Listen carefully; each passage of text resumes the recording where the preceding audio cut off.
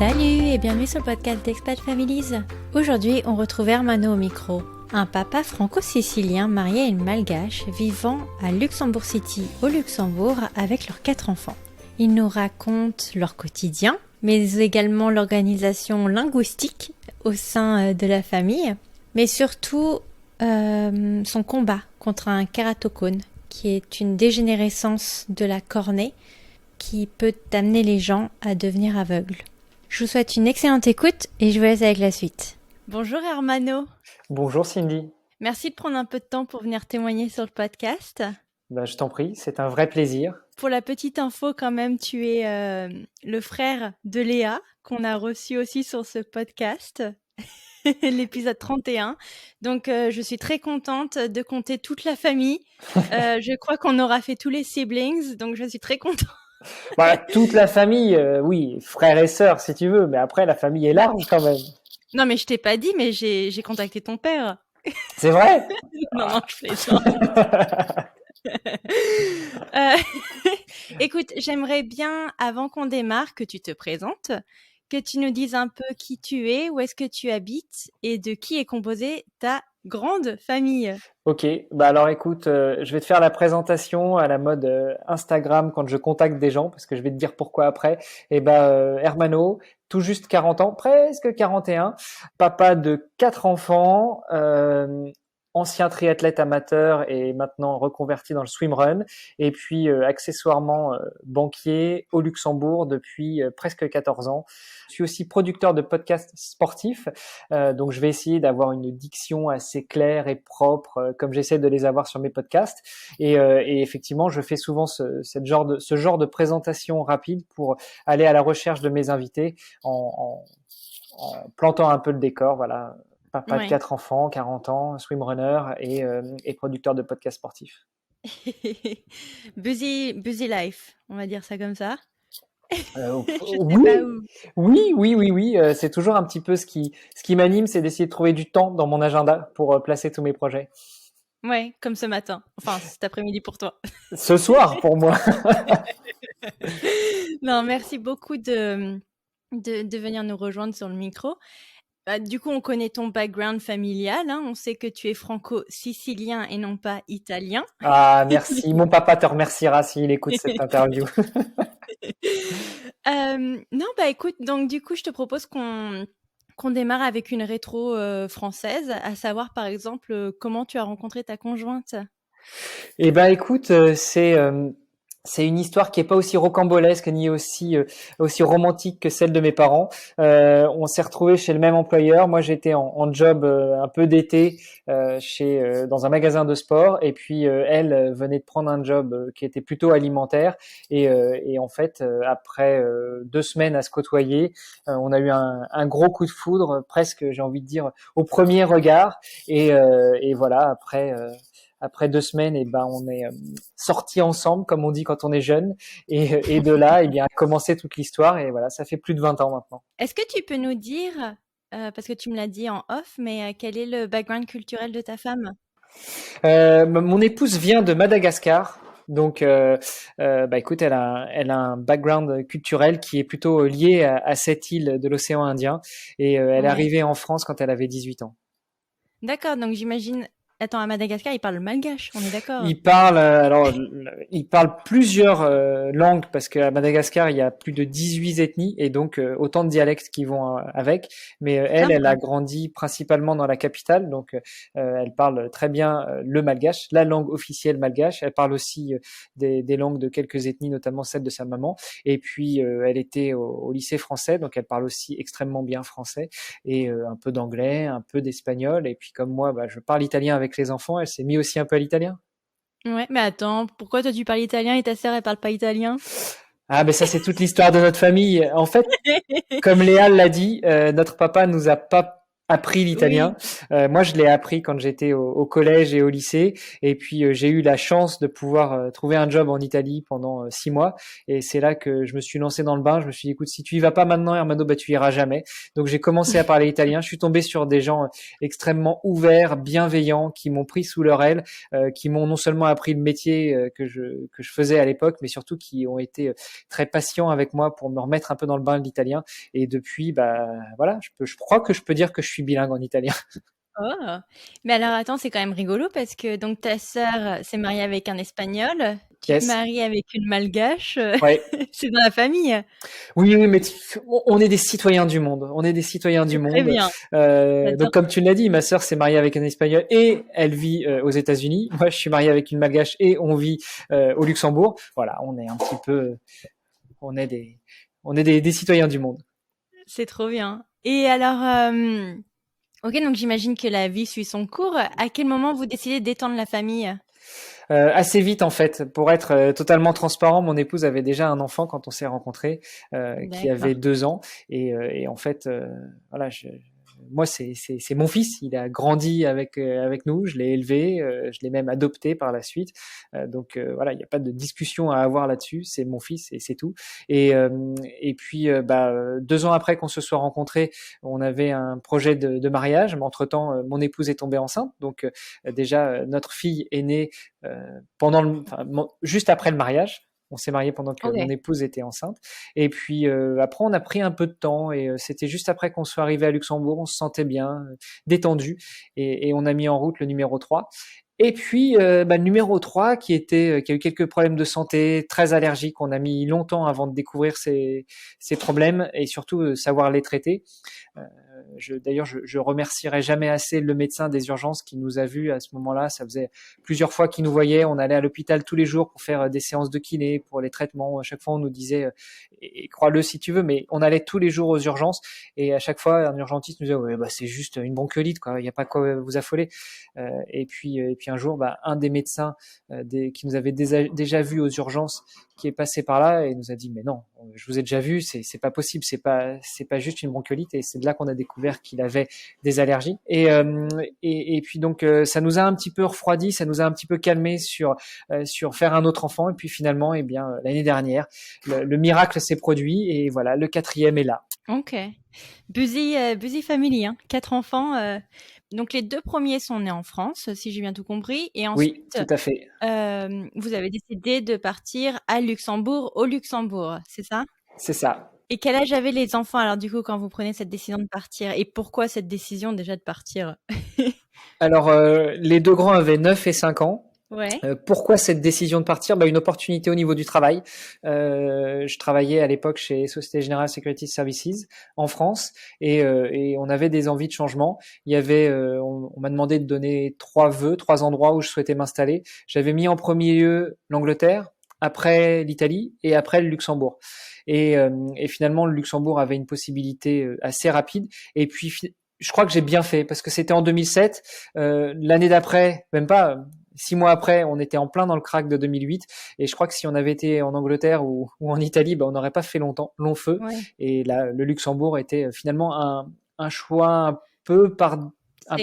un peu par dépit, mais finalement c'était le bon choix. Ouais. J'étais déjà passé au Luxembourg, notamment pour un essai avec un employeur potentiel. Bon, ça n'avait pas marché à l'époque, mais j'avais bien aimé le pays, l'ambiance qui s'y dégageait, et voilà, c'était une belle opportunité qu'on a saisie. Mais oui, ça a l'air vachement vert et plein de châteaux, hein, et des forêts. Enfin, t'imagines pas le Ouais, Luxembourg comme ça, quoi. alors les châteaux, oui, parce que c'est un grand-duché, donc c'est une monarchie, hein. Mm. Vert, oui, tu sais, Il pleut. Normand un jour, Normand toujours, hein. Donc Mais attends, vous avez il des vaches pleut, ou pas au Luxembourg? mais on a des vaches. Ah En oui. fait, je sais pas ce qui ressort dans l'inconscient collectif par rapport au Luxembourg. Moi, avant de venir, j'avais cette image du paradis fiscal, des Oui. banques, l'argent qui coule à flot, les gens qui s'amusent à balancer des billets tellement ils en ont. Bon. Bah, c'est un petit pays, hein, 75 kilomètres d'un côté, 75 kilomètres de l'autre, mais d'un autre côté, c'est un pays qui vit pas que des banques et de la finance et des assurances. Il y a aussi une grosse agriculture. Et puis, bah, c'est presque en fait un pays insulaire. Alors, c'est pas une île, mais presque, hein, parce que les gens ont l'habitude de vivre un peu entre eux. Et bah, là, le pays s'ouvre de plus en plus, notamment aux frontaliers et aux étrangers. Mais sinon, c'est un pays, je trouve, où il fait bon vivre. Ouais. Bah, tu m'étonnes, ça fait 14 ans que tu es là, donc t'as intérêt quand même. T'as intérêt à aimer les vaches luxembourgeoises, quoi. Bah, la viande est super bonne. Bon, écoute, ça fait 1 an et demi que je suis végétarien, donc je peux plus te donner un avis là maintenant tout de suite, mais j'en ai gardé des bons souvenirs. Oui, oui, oui. Non, non, mais c'est très, très bien d'ailleurs comme démarche. Mais bon, c'est la petite aparté écolo. Comment ta famille alors prend ses marques? Je veux dire, ta femme, est-ce qu'elle se trouve un travail là-bas? Tes enfants, dans quel type d'institution scolaire? Je sais plus quel est le mot. Enfin, dans quelle école tu mets tes enfants? Je vais pas y arriver. Bah, au début, c'est assez compliqué. Alors pas pour moi, parce que moi, j'adore bouger, j'adore voir des nouvelles choses, des nouvelles cultures. Et puis bon, on l'a dit, hein, notre famille est un peu polyculturelle. Donc moi, je m'adapte très bien. Et puis le changement, le niveau de vie qui augmente, tout ça, ça me va très bien. Pour mon épouse, c'était un peu plus dur parce qu'elle a toujours rêvé d'être hôtesse de l'air. Elle avait entamé une formation pendant qu'on était encore à Paris, et elle venait juste d'avoir son autorisation de vol. Elle était hôtesse de l'air stagiaire. Et là, j'ai annoncé que ce serait pas mal si on pouvait saisir cette opportunité et de bouger. Et donc Ouais. au début, on s'est dit bon bah ok, Luxembourg-Paris en TGV, c'est assez rapide, 2 heures. Donc pourquoi pas essayer que nous on s'installe officiellement à Luxembourg et puis elle continue à faire des vols encore un peu de Paris. Et après quelques années, essayer d'obtenir une place chez Air France à Metz, en étant basée à Metz, pour Mhm. pouvoir continuer dans son travail. Bon finalement, les enfants étaient jeunes, c'était assez difficile pour elle, donc elle a choisi une autre voie. Elle a laissé tomber son rêve de perdurer comme hôtesse de l'air, et elle a trouvé un job ici. Mais c'était un changement de vie assez compliqué. Ouais. Au niveau des enfants, la première année, ils étaient dans le système français, donc dans une école française, école privée française. Et puis après, assez rapidement, on a essayé de les mettre dans le système luxembourgeois. Alors ça a bien marché pour notre fille, moins pour notre fils, parce que bah, à l'époque, le système français était un peu plus évolué, un peu plus avancé, et du coup, clairement, il s'embêtait dans le système luxembourgeois, même s'il devait apprendre une langue, ça l'avait pas plus gêné que ça, et donc lui est vite revenu dans le système français. D'accord. Et alors, en termes d'école, on est sur des tarifs assez élevés, non? J'imagine au Luxembourg par rapport aux écoles publiques. Ouais, ouais, ouais. Bah, les écoles publiques à Luxembourg, elles sont gratuites. Ouais, ça a du sens. C'est un pays très inclusif quand même, hein. Il y a une grosse communauté italienne, une grosse communauté portugaise, de plus en plus de Français, de Belges qui s'installent dans le pays, et donc les écoles sont assez ouvertes pour ça.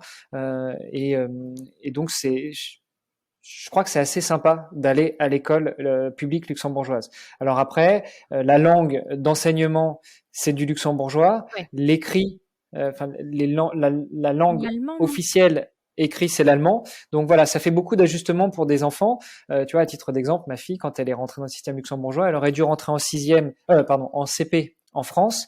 Donc l'inspection académique à Luxembourg nous a autorisé à ce qu'elle rentre dans le système luxembourgeois, mais en reprenant en dernière année de maternelle. Et en 3 mois, elle a donc c'est l'année où moi j'ai switché, où j'ai commencé à leur parler en italien. Mm. Donc en 3 mois, elle a appris l'italien, elle a appris le luxembourgeois, elle a appris l'allemand, et elle a commencé à balbutier un peu en anglais. Et ça à 7 ans. Et attends, et Donc, ta femme, elle inclut le malgache ou pas dans le lot? non, non, non. Le plan, c'était de se dire, vu que les enfants sont attirés par les langues, et ben, moi, je comprenais un peu le malgache, mais surtout elle comprenait bien mieux l'italien. Donc, on s'était dit, dans un premier temps, je leur parle italien, et une fois qu'ils auront intégré ça, si le temps qu'ils comprennent bien, eh bien, c'est mon épouse qui fera, si besoin, la traduction de l'italien vers le français. Et après, on switchera, c'est-à-dire que ce sera mon épouse qui leur parlera en malgache, et moi qui ferai la traduction si besoin. Mais finalement, on a juste opté pour la première étape. On n'a pas Ouais, fait la tu deuxième m'étonnes. qu'elle leur parle en malgache. Waouh, Bah oui, j'avais rien demandé, donc ils s'y sont adaptés assez facilement, tu vois, finalement, c'est et, dingue, et je ouais. suis super content. Elle a pas eu genre je sais pas, maintenant, bon, ça fait un peu de temps maintenant, mais ouais, c'est bien aménagé à tout ça, à toutes ces langues, d'un coup, boum. Ouais, bah, au début, les 2 premiers mois, c'était un peu dur. Je me souviens, donc elle est rentrée en septembre à l'école luxembourgeoise. À Noël, la prof nous recevait en disant bon bah Eva, c'est un peu dur, hein, elle a du mal à se mettre au luxembourgeois. Si à la rentrée après les vacances de Noël, donc en janvier, elle s'y est pas adaptée, il faudra qu'elle retourne dans le système français. Et puis Hmm. retour de vacances après avoir fait 2 semaines à la maison à parler français et italien, et ben elle a eu un déclic et le luxembourgeois est arrivé tout de suite. Donc j'ai D'accord. envie de te dire que ouais, ça a peut-être été un peu dur pour elle, mais elle l'a pas trop montré et puis surtout elle s'est adaptée très facilement. Eh ben dis donc, c'est une belle perf, bravo. Bravo, Ouais, je ouais. suis très fier de mes enfants, je dois bien l'avouer quand même. Bah tu m'étonnes, t'as de quoi, hein. Et donc toi, tu te mets à l'allemand ou au luxembourgeois? Non, alors moi, sauf sous la torture et encore, j'arrive pas. Alors si j'arrive à balbutier 2 3 mots, mais non, mais franchement, j'ai jamais pris le temps de me mettre à l'apprentissage de la langue. Ouais. Parce que je crois que j'ai cru comprendre de l'épisode avec Manu que si tu n'apprends pas l'allemand sur place, tu rates un peu une partie du pays, quoi. Ouais, je crois que ça dépend en fait où est-ce que tu habites et où est-ce que dans quel milieu tu évolues. Moi, je suis toujours chez Société Générale, qui est une banque française. 95% des employés sont francophones. Alors, Ouais. il y a 60% de Français, un bon pourcentage de Belges et puis d'autres nationalités, mais qui sont francophones. Donc, si tu veux, euh, j'ai pas véritablement besoin de parler le luxembourgeois. Alors, je balbutie 2 3 mots parce que je sais que quand on est dans un pays où l'une des langues officielles n'est pas le français, bah, c'est toujours bien vu, c'est toujours apprécié, c'est toujours agréable de montrer que bah, on essaye de s'intégrer. Alors, en général, ça s'arrête à bonjour, comment allez-vous, et puis à la fin, au revoir et passez une bonne journée, hein. Oui, c'est ça, Mais c'est quand tu vas je sens chercher bien que ton pain, c'est ça? Quand tu vas à la c'est boulangerie ou ça, à la mais bon. poste. Ouais. Après, tu sais, c'est un pays, comme je le disais, très inclusif et où le français, l'allemand, le luxembourgeois et l'anglais sont enseignés à l'école primaire dès le plus jeune âge. Hmm. Et donc, c'est sûr que les luxembourgeois ne sont pas toujours des gens qui maîtrisent parfaitement bien les 3 autres langues que le luxembourgeois. Mais ils arrivent à se faire comprendre, ils arrivent à comprendre et je pense que c'est ça l'essentiel. Alors écoute, Manu n'a pas voulu nous dire à quoi ressemblait l'accent anglais de quelqu'un qui parle, enfin d'un luxembourgeois. Est-ce que toi, tu peux nous faire une petite... Non, écoute, je serais bien incapable parce que je suis très mauvais pour imiter les accents. Mais toujours est-il qu'au niveau de l'accent, en général, ils sont quand même très très bons. Après, Ouais, c'est plutôt sur la partie grammaticale et autres où bah, des fois il y a quelques lacunes, mais j'ai envie de dire quand on est français, hein, c'est on est un clair. peu mal placé pour parler de la C'est maîtrise des clair. langues. Non, non, et puis c'est surtout impressionnant quand tu penses aux assistantes à l'école ou aux instits, quoi. Enfin, je veux Ouais. dire, elles doivent apprendre trois, quatre langues, les nanas, quoi. Ou les messieurs, hein. Ah oui, oui. Ouais. Mais Bah, c'est ce qui, si tu veux, quand tu arrives dans le pays en tant qu'expat et que tu vas te mettre à chercher un boulot ou ton conjoint ou ta conjointe cherche un boulot, c'est toujours un peu difficile parce que bah tu regardes les offres d'emploi et c'est marqué maîtrise du français, de l'anglais, de l'allemand, de luxembourgeois exigé. Là, tu te dis non mais attends, je viens d'arriver dans le pays, je maîtrise déjà peut-être à la limite l'anglais en plus du français, maîtriser 2 ou 3 ou 4 autres langues parce que comme je le disais, il y a une grosse diaspora portugaise, une grosse diaspora italienne. Donc c'est pas rare que dans les offres d'emploi, bah, ils te demandent le français, l'anglais, l'allemand, le luxembourgeois et au choix soit l'espagnol, soit le portugais, pardon, soit l'italien. Donc ça fait déjà 4 ou 5 langues à maîtriser avant même d'avoir vu la description du poste. bah, c'est clair. Et c'est pas toujours facile. Et puis surtout que t'en connais qu'un qui fait ça, c'est le pape, quoi. Enfin, je veux dire, qu'on se le dise, quoi. Enfin, je veux dire. Mais non, je t'assure que si tu viens au Luxembourg, tu verras qu'il y a beaucoup de gens qui sont polyglottes. Mais Alors, moi, vous comme me je le le disais, vendez à ils sont fond, pas. hein. Franchement, pour avoir vu des petites photos sur Google et tout, ça a l'air vraiment magnifique, le Luxembourg, hein. C'est magnifique. Franchement, Franchement. moi, je m'y trouve Juste très la bien. Alors pluie. forcément, Non, il pleut beaucoup. oui, il pleut beaucoup. Disons que c'est humide. C'est humide. Non, mais écoute, je sais pas où t'es, mais en tout cas, c'est sûr que c'est pas le temps californien, Ah, ni australien, ni néo-zélandais. Mais c'est quand même assez agréable à vivre. ouais. Après, je suis normand, hein. Tu C'est sais, vrai, moi. c'est vrai. On retourne toujours à la Normandie. Est-ce que tu peux nous dire, donc ton troisième enfant est né au Luxembourg. Comment tu Oui. comparais le système du Luxembourg versus le système français en termes de médicalisation, toi, ton opinion en tant que papa par rapport à ta femme?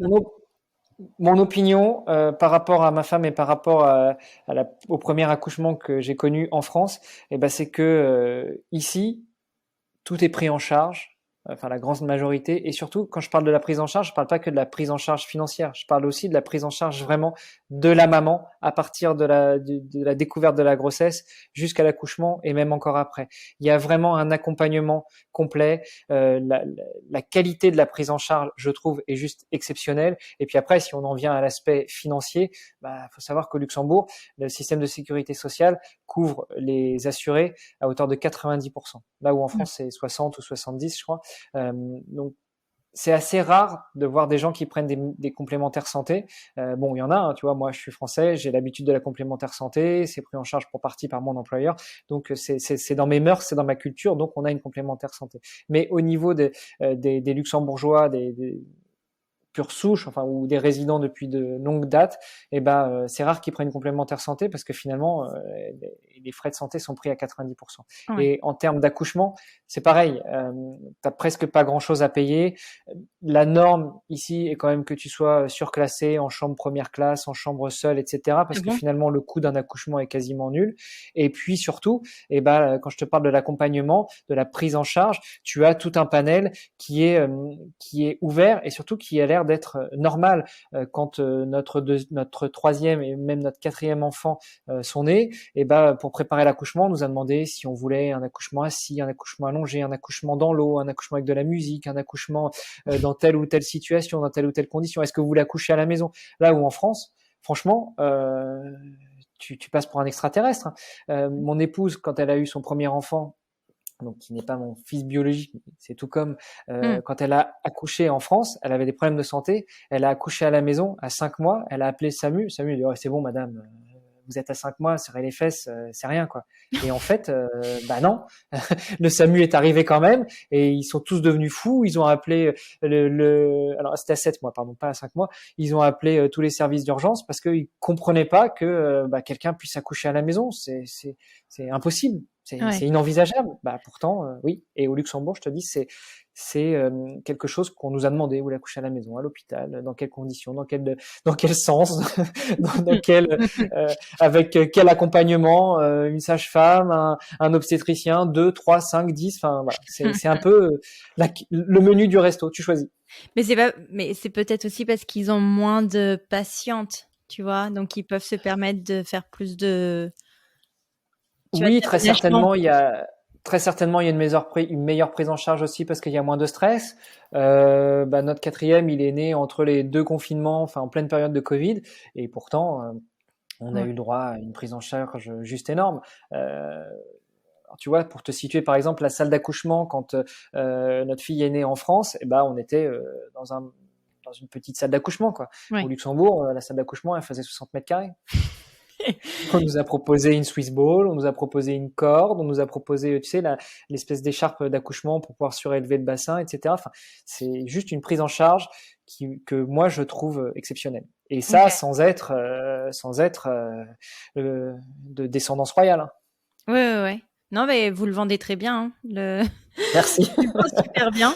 Mais il faut être résident du Luxembourg, j'imagine, pour opter ses droits, non? Non, parce que attends, j'ai une copine qui a fait son suivi de grossesse au Luxembourg en habitant en France. Oui, les frontaliers peuvent tout à fait y prétendre, puisque les frontaliers, dans la définition du terme frontalier, ce sont les gens qui habitent par exemple en France, en Allemagne ou en Belgique et qui travaillent au Luxembourg. C'est pareil pour les frontaliers suisses, c'est pareil pour les frontaliers allemands, etc. Mais donc, si tu es frontalier, c'est-à-dire que tu travailles au Grand-Duché du Luxembourg, et donc tu payes tes impôts au Grand-Duché du Luxembourg, tu payes ta sécurité sociale à Luxembourg, et donc à ce titre, tu peux prétendre à un suivi médical à Luxembourg. Alors après, j'ai envie de te dire, même les gens qui n'habitent pas ou qui ne travaillent pas au Luxembourg mais qui habitent pas très loin de la frontière peuvent faire leur suivi médical au Luxembourg. Simplement, ils recevront la facture du centre hospitalier luxembourgeois. Et puis, si la France prend en charge, si la complémentaire santé prend en charge, tant mieux pour eux. Ou s'ils sont extrêmement fortunés et qu'ils ont envie de s'offrir un service à la luxembourgeoise, fine. Donc, je pense que oui, le service médical est de qualité, mais également, post-accouchement, le congé parental, que ce soit pour l'homme ou pour la femme, est excellent aussi, c'est ça? Ouais, tout à fait. T'as le choix en fait. En gros, t'as le droit à 6 mois de congé parental qui est pris en charge jusqu'à 80%, enfin dans la limite d'un certain salaire, mais jusqu'à 80% de ton salaire, et t'as le choix. Donc c'est 6 mois. Ça peut être 6 mois la maman, ou 6 mois le papa, ou 3 mois la maman, 3 mois le papa. Tu peux aussi étaler, c'est-à-dire que sur l'équivalent de 6 mois, bah tu peux prendre 100%. Ou alors tu peux prendre jusqu'à un jour par mois pendant 20 mois. Voilà, c'est vraiment toi qui panaches comme tu veux. Tu as le droit à 6 mois après la naissance et jusqu'aux 6 ans de l'enfant. Bah, parce que est-ce que tu sens quand même, parce que oui, c'est vrai qu'on a ce cliché de se dire le Luxembourg, c'est quand même très targeté, travail, un peu comme la Suisse en fait. Mais est-ce qu'ils respectent quand même la balance entre voilà l'ordre familial, perso et l'ordre professionnel?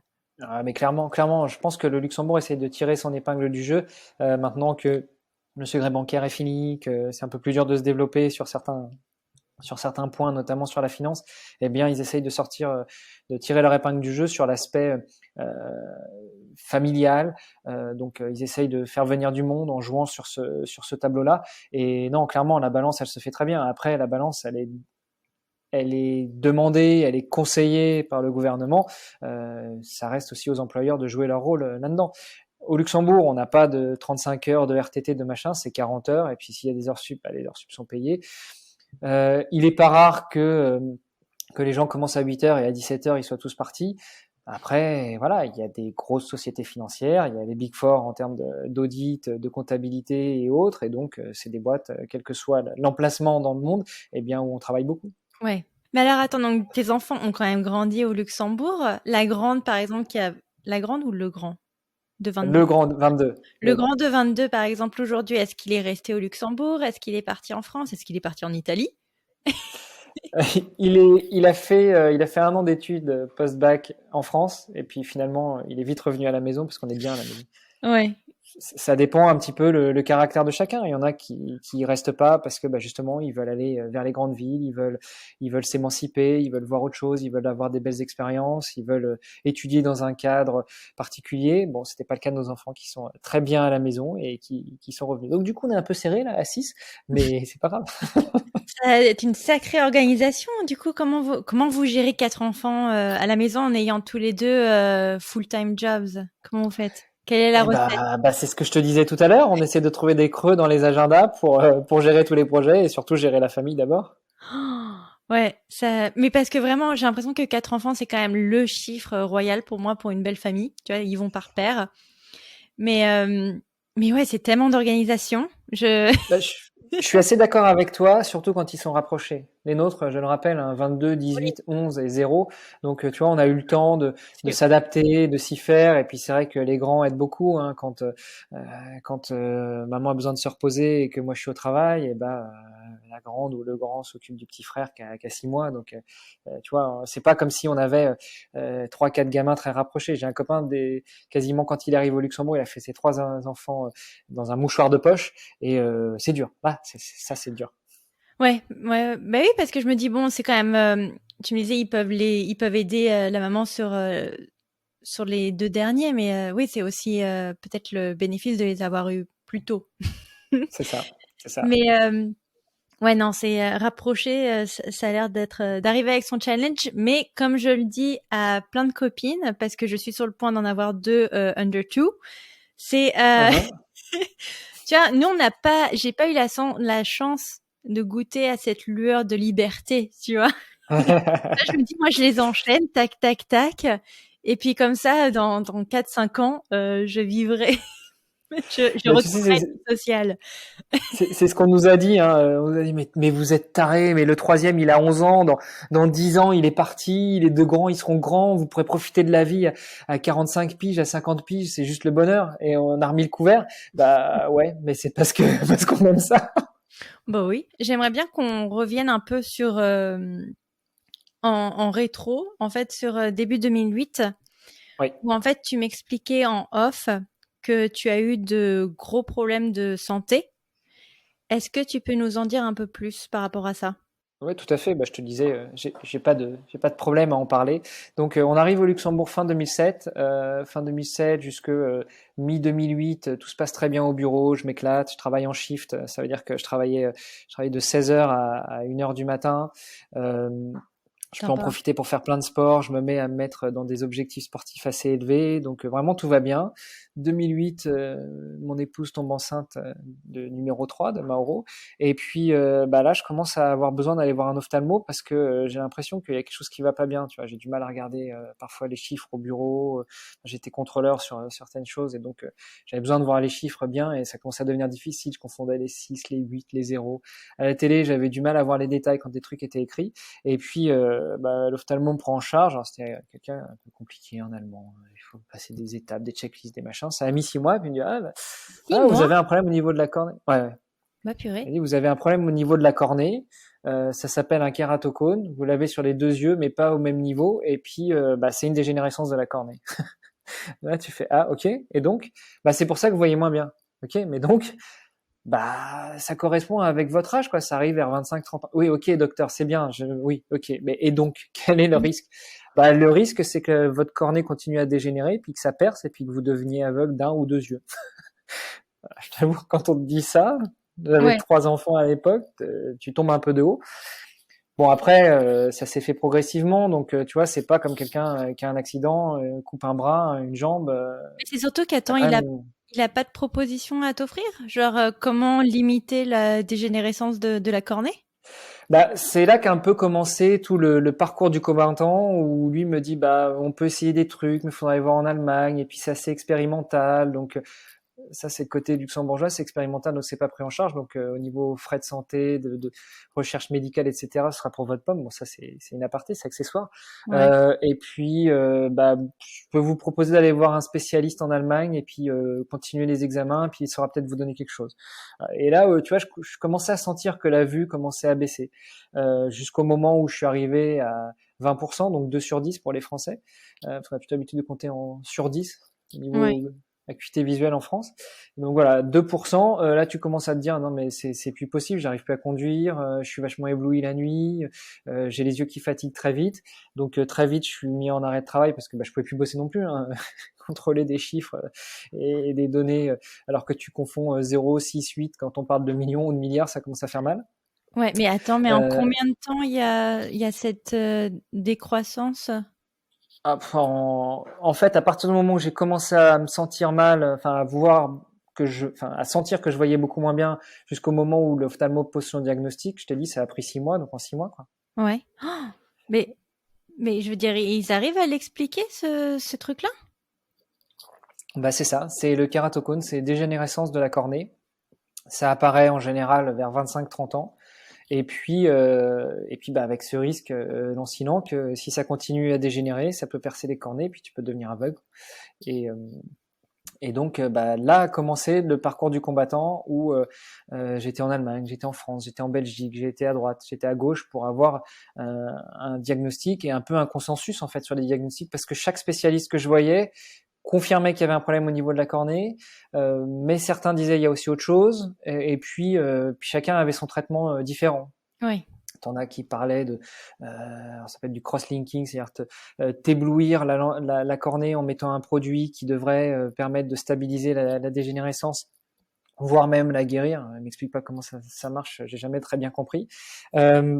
Il y en a d'autres qui parlaient de poser des anneaux dans les yeux, il y en a d'autres qui parlaient de faire tout un tas de traitements. Et puis finalement, on en est arrivé en 2011 où j'étais inscrit sur les listes des greffes de cornée. Et puis j'ai été appelé et j'ai été faire une greffe de cornée à l'œil droit, ce qui a partiellement réglé mon problème à l'œil droit avant que ça recommence à se dégrader. Là, c'était plus une dégénérescence de la cornée, mais personne ne savait ce que c'était. Donc entre-temps, ça a un impact sur la vie de famille, ça a un impact sur le Oui, c'est ce moral, que ça a un j'allais te impact dire. sur les objectifs sportifs que je m'étais fixés, ça a un impact sur beaucoup de choses. Donc je suis resté plus d'1 an à la maison, on s'est mis d'accord avec mon employeur pour un reclassement interne à mi-temps, et pendant de nombreuses années, j'ai travaillé à mi-temps. Et pendant ces nombreuses années-là, j'ai aussi continué à chercher des réponses à mes questions qui étaient mais pourquoi je perds la vue et pourquoi je ne peux pas avoir un consensus ou une vie à peu près normale alors que des réponses quoi, je cherchais des réponses. Parce que donc du coup, si on prend année par année, en 2008, c'est là où vous accueillez votre troisième enfant, par exemple. Est-ce que 2009, mai pardon, 2009, il est né. Comment vous vous organisez quand même avec ta femme? Bah, on s'organise que c'est elle qui fait la majorité des déplacements pour conduire parce que moi c'est dangereux. Oui. On s'organise que bah moi comme je suis à la maison parce que je suis en arrêt de travail et bah je m'occupe un petit peu de la maison, des enfants, tant qu'il n'y a pas besoin de lire par exemple pour faire les devoirs ou ce genre de choses. Et Ouais. puis bah on s'adapte hein. Je sais que tu as aussi enregistré un épisode sur ton podcast où tu expliques un peu ton parcours de sportif et que voilà, tu te préparais avec un coach pour l'Ironman, le triathlon de d'Hawaï.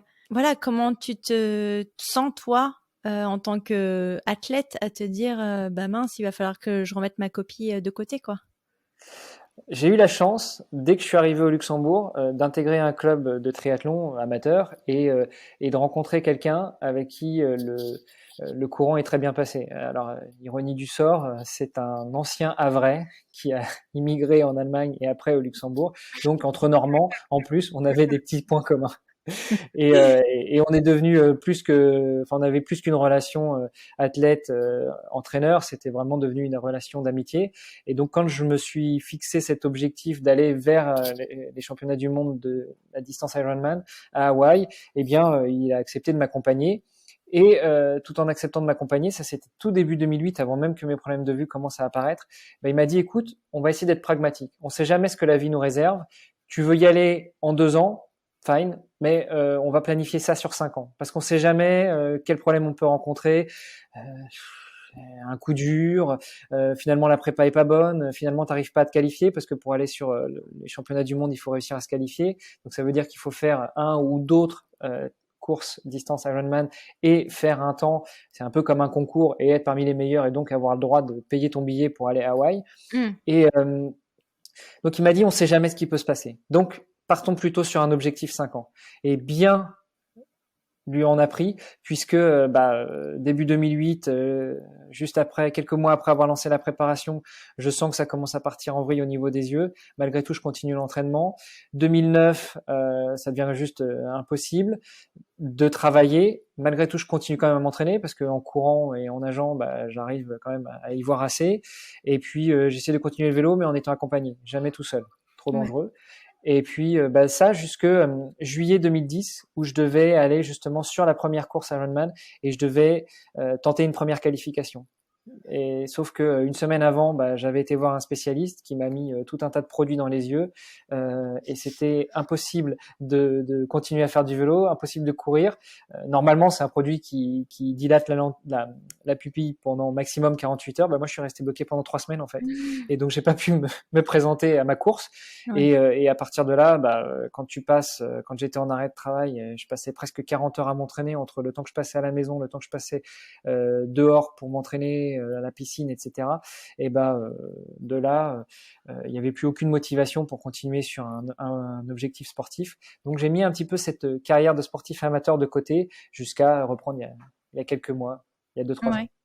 Mais est-ce que, enfin, je sais il y a les sports, comment ça s'appelle? Para, Ouais, l'handisport.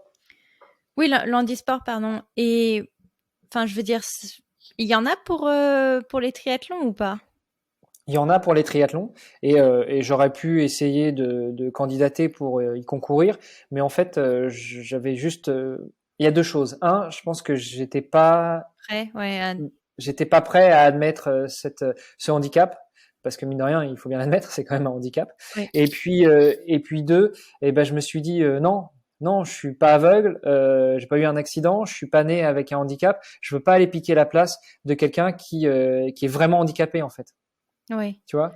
Et donc je me suis dit bah voilà, là je suis plus motivé, je mets ça en suspens. On s'était fixé 5 ans, bah peut-être que dans 1 an ou dans 2 ans je reviendrai, ou peut-être que je reviendrai pas, mais non, je vais d'abord essayer de trouver une solution à mes problèmes. On va essayer de régler le problème en famille parce que je te disais il y avait des impacts sur la famille, sur mon moral, sur Bien mon sûr. état d'esprit, etc. Et puis bah quand je me sentirai bien, bah je me remettrai dedans. J'aurais peut-être dû m'y remettre un peu plus tôt parce que j'en ai bien, j'en peu, ai bien souffert un après, mais bon, voilà, ça c'était la petite aparté. Mais alors, est-ce que quelqu'un a réussi un jour à poser un diagnostic et à t'aider? Je sais que tu expliquais que tu avais fait une greffe. comment ça se passe après ça? Est-ce que tu trouves enfin un médecin qui est capable de te venir en aide? Enfin, je veux dire, comment ça s'est Bah, passé? tu vois, déjà, avant de faire ma greffe, j'avais été voir un spécialiste qui m'avait été recommandé en Belgique, donc à Liège, c'est à 250 bornes de chez moi. Donc, imagine déjà l'aller-retour, etc. Ouais. Je vais là-bas, je vois le spécialiste me dit, ah, moi je sais ce que vous avez un problème au niveau du cristallin. D'accord. Donc on peut vous proposer une opération. Bon, l'impact, c'est qu'on va changer votre cristallin, on va mettre un cristallin synthétique. L'impact, c'est que vous pourrez plus voir de loin ou de près en fait. Vous choisissez, vous voulez voir bien de près avec vos yeux, mais pas de loin, donc il faudra mettre des lunettes, ou alors bien de loin, mais pas de près, donc il faudra mettre des lunettes. Ok. Bon. Euh, donc on en discute avec mon épouse en famille, et puis on se fixe sur l'opération en se disant, écoute, si c'est une solution, je préfère autant avoir 90% d'acuité visuelle, mais avec des lunettes et recouvrer la vue, quoi. Parce que quand je te dis que j'avais 20% d'acuité visuelle, c'était avec correction. Euh, Ah oui. Ah, je croyais que c'était sans non, non, naturellement entre guillemets quoi. non, non. Donc on se fixe là-dessus. Et puis, quelques semaines après, je vais au rendez-vous avant le rendez-vous pré-op avec l'anesthésiste. Et puis après, je devais revoir le médecin en question qui devait m'opérer, le chirurgien.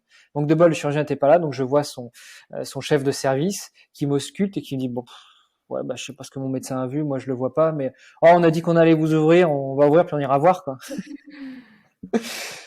Donc déjà, ça m'a un peu calmé, tu vois, au niveau de la recherche des infos. Puis évidemment, tu imagines bien que j'ai dit non à l'opération.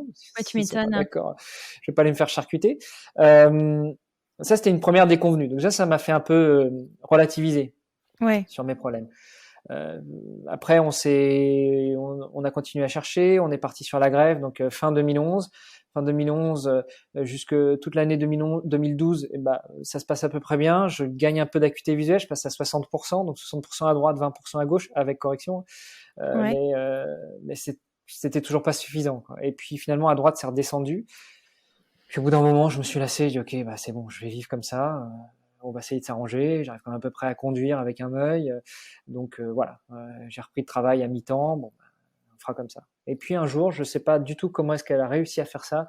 Mon épouse entend parler d'un grand pont à Paris qui s'appelle, je ne saurais même plus dire, c'est un professeur d'origine chinoise. Ouais. Euh, et, euh, et puis elle décroche le téléphone, elle appelle, elle tombe sur une secrétaire super aimable, super adorable, super gentille à l'hôpital américain de Neuilly, qui lui dit, oui, j'ai une place la semaine prochaine. Ça vient de se libérer, si vous voulez, votre mari vient. Ni Va une ni deux, on a purée. pris le billet de train, j'y suis parti. Ouais. Et le gars, on discute un peu, je lui raconte mon histoire, je suis arrivé avec un gros classeur avec toutes mes analyses, etc. Il m'a dit, pour l'instant, votre classeur, je le mets de côté. Je regarderai ça tout à l'heure. Je vais vous ausculter. Puis il m'ausculte, et puis on discute, et puis il me raconte que il a soigné les plus grands chefs d'État, les plus grands diplomates, les plus grands patrons, et puis que là, il devrait être à la retraite depuis 15 ans, mais finalement, il aime son job, donc il continue à bosser. Ouais. Et il plante le décor. Tu te dis, mais comment j'ai fait pour avoir un rendez-vous avec ce mec-là, quoi? Il m'ausculte, et il me dit, écoutez, vous faites ce que vous voulez, mais moi j'ai un conseil à vous donner, arrêtez de chercher. Vous avez effectivement un problème au niveau de la cornée, une dégénérescence, qui va peut-être continuer à dégénérer encore un peu, mais vous avez un autre problème qui est physiologique avec votre œil, arrêtez de chercher. Ça va continuer à dégénérer, habituez-vous à ça, apprenez le braille si vous voulez, vous finirez peut-être aveugle un jour, mais arrêtez de chercher. C'est le meilleur conseil que je puisse vous donner. Après, je peux vous donner un autre conseil, c'est d'aller voir ma consoeur, qui est ophtalmo et contactologue, donc spécialiste de l'adaptation des lentilles. Elle a fait des miracles avec des patients à moi. Je suis persuadé qu'elle va vous trouver une solution. Ça a pris 2 ans. J'ai encore un peu d'émotion dans la voix. Ça a pris 2 ans, mais elle a réussi à m'adapter des lentilles. Maintenant, avec mes lentilles, je vois à 120% et je retrouve une vie normale. Et je suis tellement heureux. C'est dingue comment elle peut faire ça, c'est dingue. Des lentilles. Bah, En plus, tu penses que des on- lentilles, normalement, c'est pas autant. Tu vois, c'est pas agréable à porter, c'est plus de boulot que de porter des lunettes, quoi. C'était très dur déjà pour réussir à adapter les bonnes lentilles parce qu'en plus j'ai un problème physiologique à l'œil qui fait, enfin tu vois, j'ai 3 problèmes à l'œil qui fait que j'ai du mal à adapter certaines lentilles.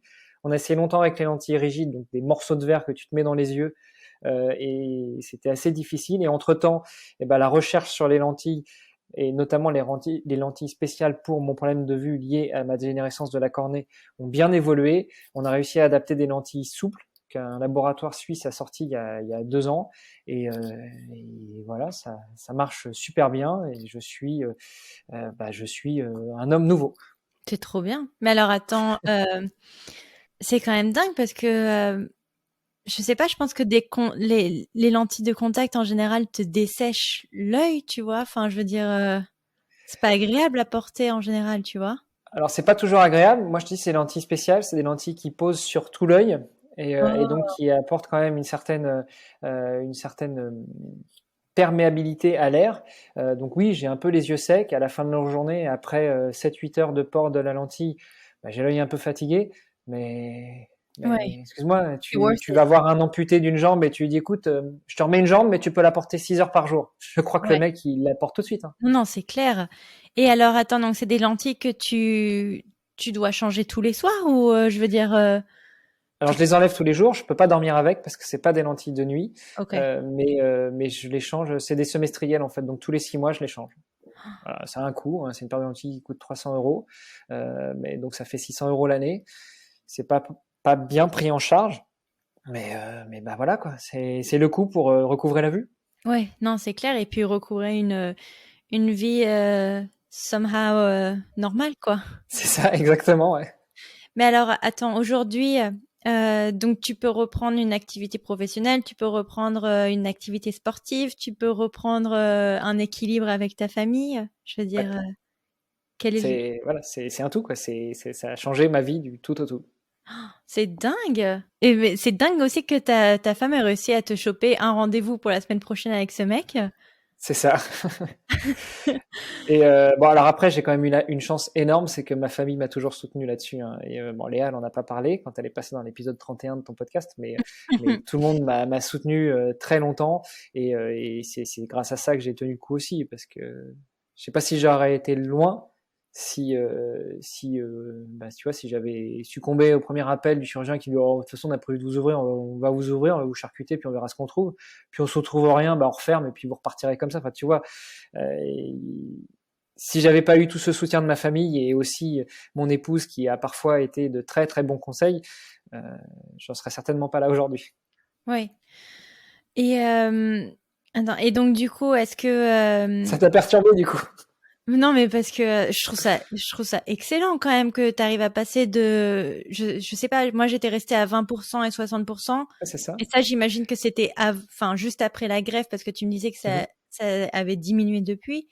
Et Ouais. là, de retomber à, enfin, non, de remonter à 120 juste en mettant un filtre en fait sur tes yeux, je trouve ça hallucinant, quoi. Ouais. Bah moi aussi. Donc Mais non, ouais, c'est impressionnant. Et en fait, ce qui m'inquiète surtout, c'est que est-ce que ce cas-là de dégénérescence de la cornée, c'est un cas exceptionnel ou je veux dire, ça peut arriver à pas mal de c'est monde? c'est quelque chose qui est encore mal connu. Enfin, tout ce que j'ai pu lire là-dessus te dit qu'ils savent pas trop si c'est héréditaire, si c'est génétique, si c'est lié au fait, donc t'as un jeune enfant de moins de 2 ans, donc tu l'as certainement déjà vu beaucoup frotter ses yeux, et Ouais, ben a priori ça pourrait aussi être un problème mécanique, c'est-à-dire les enfants qui frottent beaucoup leurs yeux, et ben peuvent générer 15-20 ans après des problèmes de dégénérescence au niveau de la cornée. C'est quelque chose qui est pas très bien connu au niveau des causes. Après, au niveau de la prévalence dans la population, ça dépend aussi un peu des endroits dans le monde. Donc, c'est très certainement lié aussi peut-être à un certain apport alimentaire, donc à l'alimentation, à la vitamine D ou autre. Euh, ouais. mais c'est pas encore assez rare pour être classé dans les maladies rares, mais c'est pas assez prévalent pour être pris en charge par des labos de recherche qui vont énormément évoluer là-dessus. C'est que, Je voulais juste reboucler sur un truc. C'est que je te disais tout à l'heure quand j'étais voir ce grand spécialiste à l'hôpital américain de Neuilly, je t'ai dit que j'étais arrivé avec un gros dossier et ouais. avec tous mes docs et tous mes comptes rendus d'examen, et que le médecin m'a dit je le pose de côté pour l'instant, je regarderai ça après vous avoir examiné. Il a jamais Et regardé? dans la discussion qui a suivi, on s'est mis à son bureau, il a commencé à regarder un peu et il m'a dit je vais pas aller beaucoup plus loin, mais il m'a dit un truc qui m'a juste énormément marqué. Il m'a dit les symptômes que vous décrivez, et notamment votre maladie, donc le kératocone, la dégénérescence de la cornée, ça va très souvent de pair avec les gens qui sont maniaques, voire extrêmement maniaques. Alors, est-ce que c'est un trait, est-ce que cette dégénérescence de la cornée impacte les gens qui sont maniaques, ou est-ce que le fait que justement on sente assez tôt qu'on a un problème de vue et qu'on ait besoin de tout classifier, tout ordonner et autres, ils savent pas, Il n'a pas fait de recherche là-dessus, mais en tout cas, il m'a dit c'est quelque chose que j'ai déjà vu sur tous mes patients qui souffrent de ce problème. Ils viennent avec des choses bien nettes, bien réglées, bien coordonnées. Ils viennent avec un beau dossier bien propre et tout. Donc voilà, je sais pas si ça peut aider tes auditrices et tes auditeurs, mais si jamais il y en a qui ont des problèmes de vue et si vous avez l'habitude de tout ranger à la maison et d'être maniaque avec les papiers, allez consulter. Tu vas effrayer tout le monde. C'était pas le but, hein, mais je voulais juste le placer quand même. Non, de toute façon, dans tous les cas, aller voir un ophtalmo une fois par an, tout comme le dentiste tous les 6 mois, voilà. Enfin bref, c'était mon aparté. Alors, qu'est-ce qu'on peut te souhaiter pour la suite? Est-ce qu'on te souhaite l'Ironman d'Hawaï en septembre? Non, écoute, j'ai laissé tomber le triathlon pour la petite blague. En course, on peut pas mettre les petits trous sur le vélo et ces derniers temps, j'ai eu tendance à tomber un peu trop souvent. Oh non. Sur 2 ans, je me suis fait 2 fractures de la clavicule et puis quelques bobos, quelques bleus. Donc, mon épouse m'a gentiment demandé d'arrêter le vélo parce qu'elle a pas envie de me retrouver encore une fois dans une ambulance ou même pire. Donc j'ai laissé tomber le vélo. Par contre, je me mets au swimrun et je me mets notamment sur un gros défi solitaire et humanitaire en 2022 où je voudrais traverser la France en courant et en nageant. Donc voilà, qu'est-ce qu'on peut me souhaiter? De relever le défi et puis d'arriver au bout. Mais alors attends, comment tu te fais la France entière en courant tu te fais les rivières? Comment ça marche? Bah, en courant, oui, c'est un pied devant l'autre. Je sais pas si tu vois le Non, concept. que là ça va, mais c'est l'aspect c'est l'aspect mer et Ouais, swim que je alors, comprends pas trop. mer, non, parce que si tu veux, je vais emprunter la voie romaine Agrippa qui va à peu près de Dunkerque jusqu'à Menton, donc de la frontière franco-belge tout au nord de la France jusqu'à la frontière franco-italienne pour rejoindre quand même les origines après Nice. Toujours. Et donc au départ, on voulait mixer les deux, c'est-à-dire tous les jours de la course et de la natation dans les rivières, dans les lacs, et puis avec mon coach dont je parlais tout à l'heure, hein, qui m'accompagnait déjà sur cette aventure vers les championnats du monde de triathlon distance Ironman. Et ben on s'est dit que jusqu'à Lyon, ça va être compliqué d'avancer sur le parcours déjà parce qu'on est à contresens des rivières, et puis parce qu'il n'y en a pas tant que ça sur cette partie-là de la France. Ouais. Donc jusqu'à Lyon, ça va être l'objectif, ça va être de trouver des piscines où nager tous les jours, sachant que je repartirai du même point le lendemain que là où je suis arrivé la veille. Et puis à partir de Lyon, il y a plus de voies d'eau, et donc là, essayer d'avancer sur le parcours en nageant dans les rivières, dans les lacs, et puis d'arriver jusqu'à Nice, quoi. C'est fou cette histoire. Alors attends, est-ce que tu peux nous faire un point sport? Ouais. Parce que moi j'étais persuadée qu'un triathlon, attends, c'est quoi? Tu fais le vélo, ensuite tu cours, après tu nages. Parce que je me suis dit, bon, après être réchauffé, tu peux aller dans l'eau. Alors que pas du tout. Apparemment, le swim arrive avant, c'est ça? Ouais, c'est presque ça. C'est les 3 sports, tu les as, mais en réalité, c'est natation, vélo et course à pied. Et puis, c'est vrai qu'on a parlé beaucoup d'Ironman, mais on n'a pas parlé de la distance. Donc, la distance en Ironman, c'est 3,8 km de natation que t'enchaînes tout de suite après. Hein. Tu prends pas un café, hein. Tu sors de l'eau et puis tu vas vers ton vélo. T'enchaînes sur 180 km de vélo.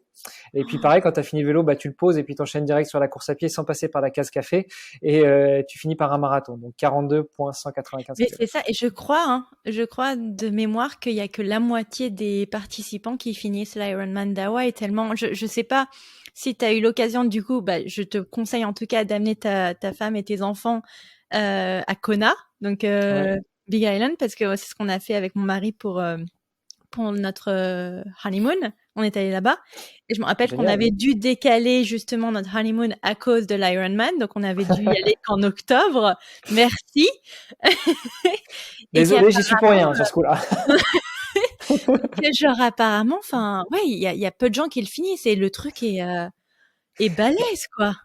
Alors sur la distance Ironman, de manière générale, il y a quand même de plus en plus de participants qui terminent. Ça devient de plus en plus mainstream. Avant, faire un marathon, il y a 15 ans quand j'ai commencé à courir, enfin il y a 20 ans quand j'ai commencé à courir, tu disais que tu faisais un marathon, les gens te prenaient pour un taré. Il y en a même qui te demandaient mais quelle distance de marathon? La distance de marathon, il y en a qu'une, hein, c'est 42,195. C'est devenu vachement mainstream le marathon. Maintenant, tu n'as qu'à voir le nombre de participants qu'il y a. À New York, il y a plus de 100 000 participants. À Paris, il y a presque 50 000 participants. Donc c'est assez normal finalement pour un sportif de courir un marathon. Et l'Ironman, ça commence à prendre le même chemin. Il y a je sais pas combien de courses par an au format Ironman, sachant qu'Ironman c'est un label, hein, mais il n'y a pas que Ironman qui fait des courses de cette distance-là. Et sur chaque Ironman, tu as 1500, 2000, 2500, 3000 personnes qui concourent. Donc il y a quand même un paquet de monde. Il y a de plus en plus de gens qui le finissent aussi parce que les techniques d'entraînement évoluent de plus en plus, parce que la littérature devient de plus en plus accessible, parce que avec les réseaux sociaux, avec toutes les nouvelles technologies, on apprend beaucoup plus facilement, etc.